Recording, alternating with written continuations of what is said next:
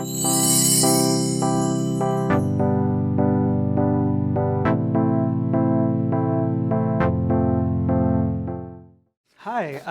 as the title says on the tin, the purpose of this presentation is to try to bring in these three different theoretical frameworks to understanding the moment that we're in and how we can respond.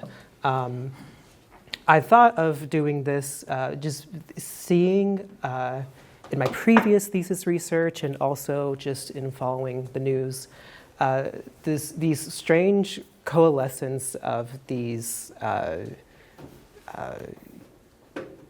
of sanist and anti-youth language when referring to trans people, referring to trans people as crazy or out of their right mind, as irrational, and using that as justification for a host of bills, legal strategies against them. So I was really curious to see what would bringing these three theoretical frameworks together would do in the moment. So just in a brief outline, I'll go over theoretical framework. It's going to look complicated. I promise we're going to breeze right through it. I'll point out some news stories and examples from history of where these three kind of oppressions of anti-transness, sanism, and anti-youth bias kind of converge and come together in history and in modern times before discussing potential strategies for resistance. So in terms of integrating these three together, and this is me trying to work through and map out origins, common themes, common analyses that these three theories bring together, we're bringing in trans plus theory, which is a body of theory and scholarship which aims to capture the theoretical and material realities of transgender people, quote unquote. And this was originally conceptualized by trans studies seminal scholars, mainly Sandy Stone, Leslie Feinberg, Kate Bornstein, and Susan Stryker, transgender as an umbrella term to capture gender diversity in all of its embodied forms. In other words, it's scholarship by and for trans people. And trans theory has some discursive roots in the post-structural turn of queer theory, mainly the movement from Foucault to Butler's interpretations of the history of sexuality. But it really differs from queer theory because queer theory was becoming very exclusionary politically to certain bodies, to different forms, to non-white people, to disabled people. And so trans attempted to create a new space for itself. And it did this through a very materialist and class analysis. So what are the material realities of people who are gender diverse and then come to embody that gender diversity rather than it being a discussion of discourse and identity? How do they live their lives? How do they enact resistance wherever they can? And what are the consequences of this gender break in our material lives? Now, with youth liberation, it's a bit harder to discuss. There's not as much academic research. It could just be where I'm looking, but the best that I could find was a PhD dissertation on the subject. I couldn't find much peer-reviewed literature or theory work on youth liberation as a movement, but it has just as valid a historicity as some of these other movements. So youth liberation as a political movement formed in 1970 as a political group in 1970 with a 15-point platform, and this is a direct quote from their platform. In addition to calling for an end to sexism, sexual discrimination, class antagonism, racism, colonialism, and what they called adult chauvinism, the group wanted to form communities outside the structure of the nuclear family, live in harmony with nature, abolish juvenile detention centers and mental institutions, establish global solidarity with youth all over the world, be free of economic dependence on adults, and have the right to create their own new culture. It has discursive roots among critical feminist analysis. including thinkers like Shulamit Firestone, who found the institution of childhood and the nuclear family, specifically referring to the white North American institution of the nuclear family of a mom and a dad and 2 kids, the mom and dad having full control over the kids' lives, no room for elders, for intergenerational transmission of knowledge. And she found this to be an oppressive and patriarchal structure. It also has roots in the gay liberation youth movement, who fought for access to sexual education, specifically in New York, and then certain anarchist movements who found the oppression of youth by adults to encourage conformity to the state in their later lives. So in essence, youth liberation takes seriously the idea that youth are an oppressed class, oppressed by a system of what is termed adultism. And it seeks out alternatives to the current system, which sees youths as agentially, morally, and materially inferior to adults. This does not mean treating youth like adults. It's a common misconception with youth liberation. But it does mean putting more equitable relationships between youth and adults and restructuring our ideas of kinship and youth's ability to interact with the world in a more equal playing field. So this means making physical spaces more accessible to youth, respecting youth's unique agential capacity, and creating more more ability for youth to participate and contribute to communities in their own unique way. And from its inception, I want to clarify that youth liberation has been an intersectional movement. It recognizes that ageism and adultism shows up differently for different youth, depending on their other social factors. Not every youth gets a standard childhood, the standard being a white middle-class settler standard of childhood. For instance, it's a well-documented phenomenon that youth of color, especially Black youth, are adultified at much higher rates than white youth.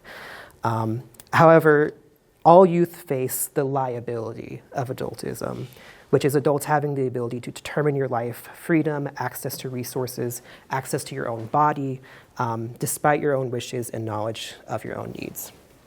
And very briefly, because I've been going on for a while, the madness movement, madness activism.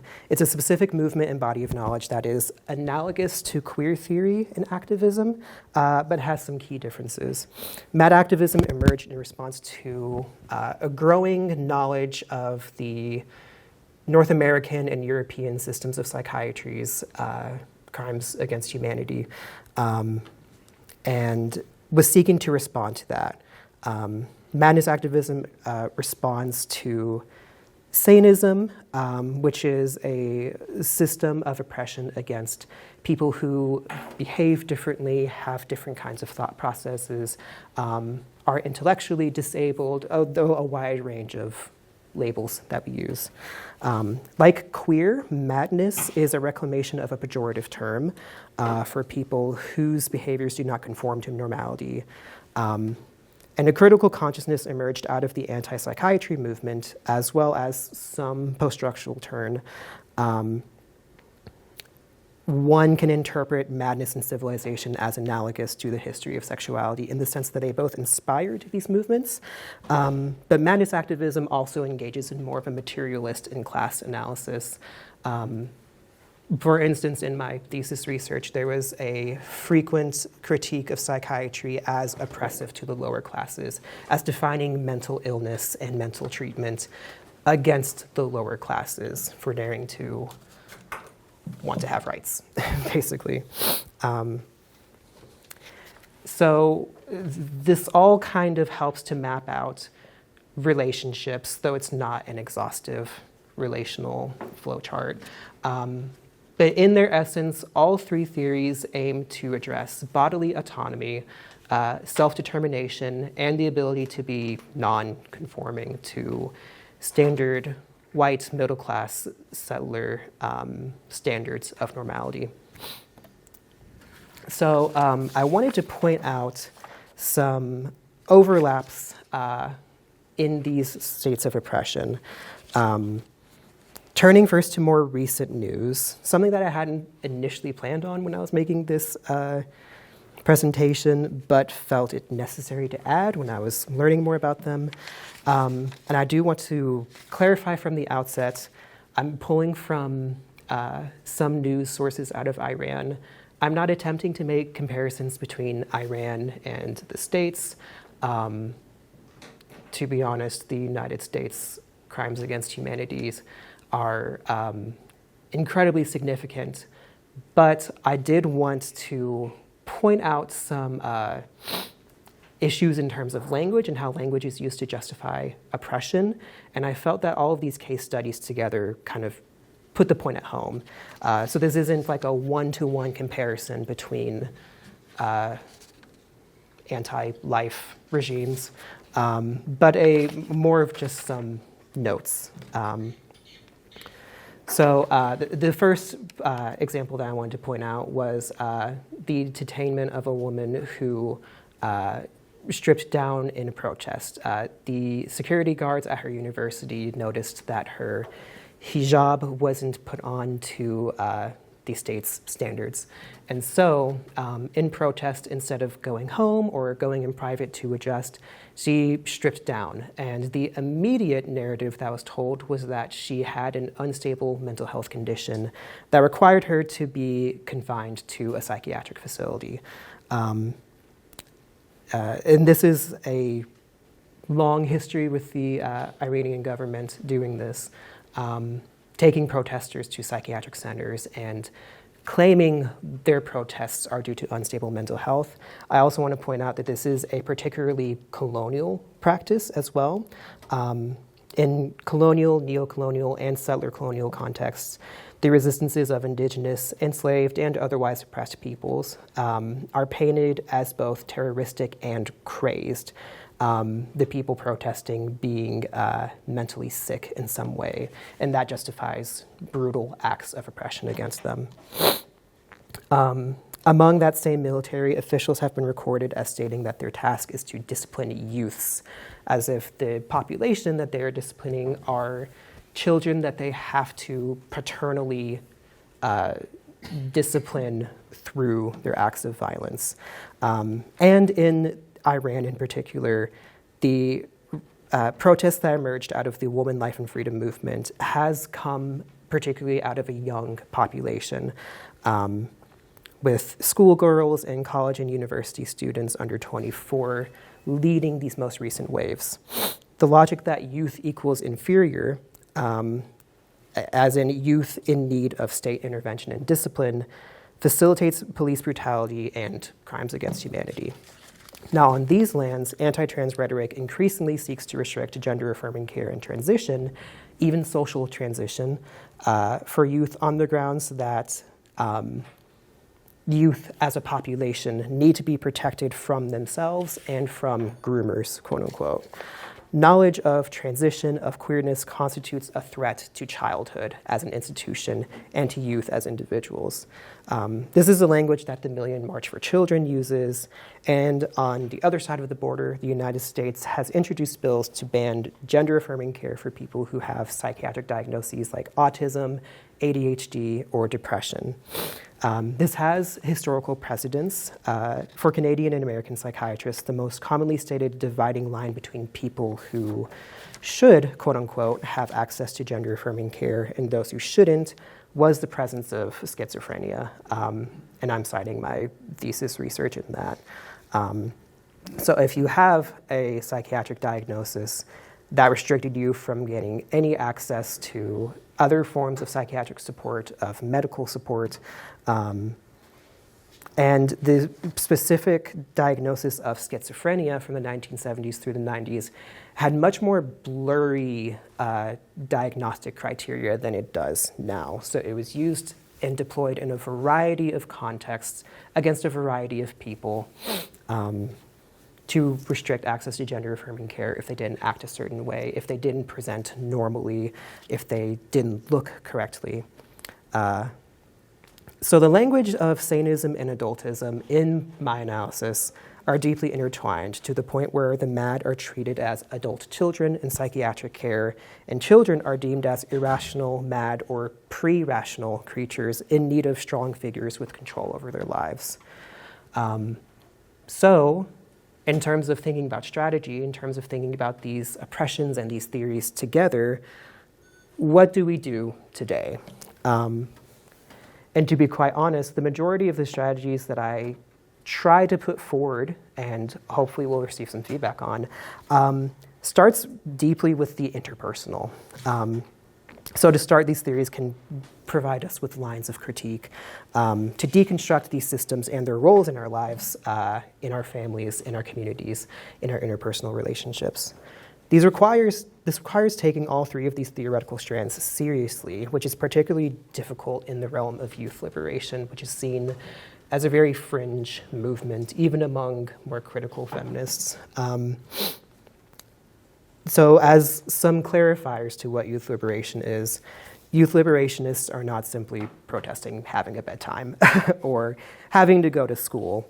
Youth liberation, again, takes seriously the idea that youth are a vulnerable and oppressed class, a group of humans with very few rights across the world, and even less rights if they are victims of colonialism, of racism, of ableism. Youth liberation does not mean treating youth like adults, necessarily, but to bring equity to an imbalanced relationship. To be clear, youth do need guidance and help on their life journeys, especially from adults. But adults also need a lot of help and guidance, and the system of adultism tends to assume more rationality, more ability among adults than what we actually tend to see in our day-to-day lives. So restructuring our relationships with youth and youth concerns must be taken seriously. And they must be taken seriously on youth terms, not as concerns of pre-adults who need people to make decisions for them in the interest of the adults that they will become. It's a very philosophical exercise to take in. This also requires allowing youth more participation in public life and community building, and allowing for the youth in our lives to have access to a wider range of choices and resources to how they want to live their lives. Mad activism can help contextualize these arguments by deconstructing the assumptions of rationality, as if anyone is fully rational, and because of this has the right to seize opportunity, to seize control, and to seize life from another person. This also means changing how we relate to all of these other groups, to youth, to the mad, to trans people, as well as to each other. Our language should be accessible when possible. A specific example that I'm thinking of right now is the Quaker movement, how one of their rules for life and rules for organizing is that every single sermon, every single theological teaching, every single idea must be explainable to a child, and every child's question must be answered, regardless of how uncomfortable this is. It also requires changing our reactions to strange events, to strange people. They should not be met with ridicule, nor with carceral responses. This is with the caveat that no one is obligated to put up with mistreatment or harm, of course. But if you see somebody in distress, the first response shouldn't be to call the police. Their first response should be de-escalation. No one is obligated to live a life free from discomfort. And so this means being willing to answer uncomfortable questions from our kids and from each other. Part of this moral panic against trans people is wrapped up in the belief that children cannot handle or must be protected from discussions of sex and queerness. To be clear, this does not mean assuming youth can handle all discussions of sex and queerness, but rather we must be willing to modify our language and be able to engage in these topics in a way that youth can understand and process, rather than shunning it out entirely from youth lives. Discomfort and annoyance at having to deal with irrational behaviors, at not being able to keep up with language, etc., is the cost of community buildings. These practices and terms means widening our social supports beyond the nuclear family so that the pressure isn't always on the two adults of the nuclear family to take care of everything. The honest truth as well is that some of the highest rates of child abuse comes not from trans people or drag queens, but from the family as an institution. And the nuclear family centralizes power in such a way that allows for heinous crimes against children without an ability for children to access resources and care and support outside of that system.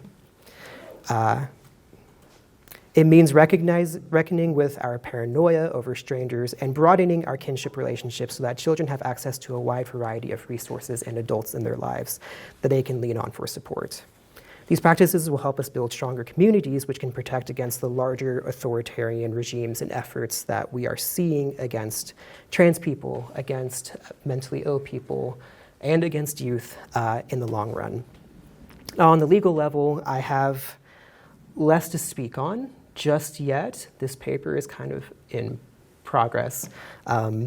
But it does mean advocating for the MAD and for youth so that anti-trans legislation does not have a leg to stand on. Supporting legal cases that allege human rights abuses in psychiatric wards, as well as increasingly thinking beyond carceral responses to mental health, distress, and irrational behavior means that when we try to take away gender-affirming care on the basis of having an autism diagnosis, of having a clinical diagnosis like that, it has less of a leg to stand on. That's not rationality that we can use in the legal system.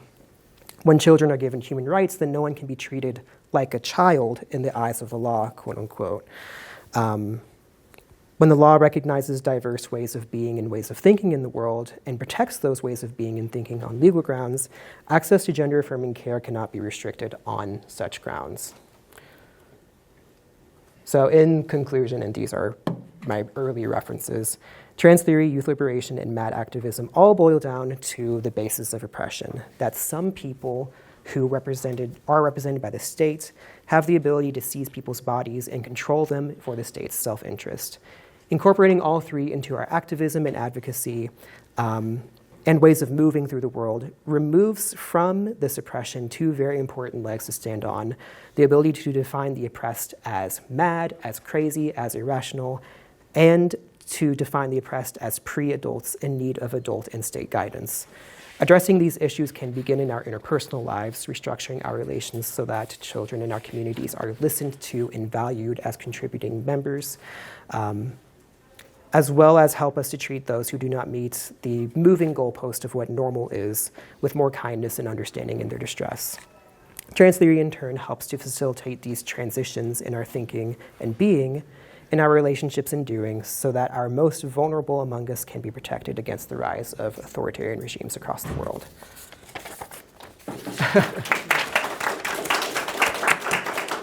Thanks so much, Aidan.